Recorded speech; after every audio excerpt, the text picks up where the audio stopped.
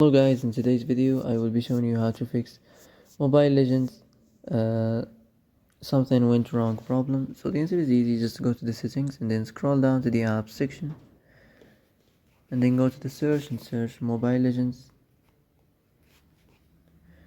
and then go to the storage, and here you will find this clear cache option. Click on it.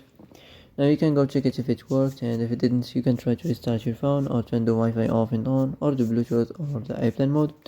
Also you can try to clear data, but be careful. If you clear data, all these applications data will be deleted. This includes all files, the settings, the accounts, the databases, etc. So be careful if you want to clear your data. And that's it for today's video. I hope this is the answer you've been looking for. If you like this video, don't forget to like and subscribe, and see you in the next video. Thanks for watching.